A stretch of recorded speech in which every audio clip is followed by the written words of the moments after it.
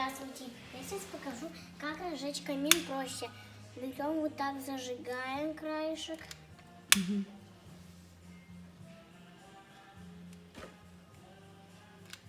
Возьмем лучше бумажку. Так, берем, она разжигается.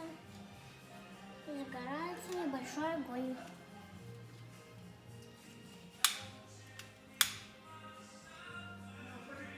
Угу.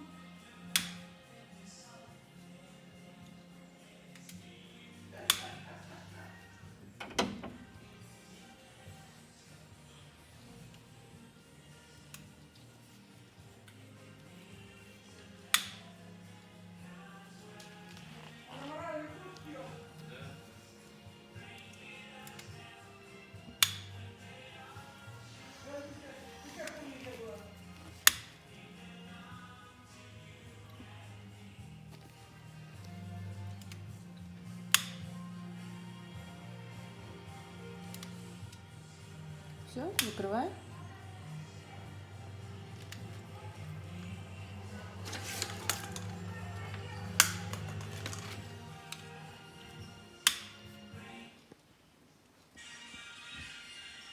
Во.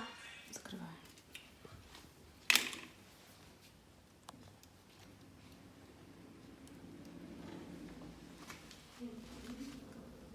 Ну, молодец.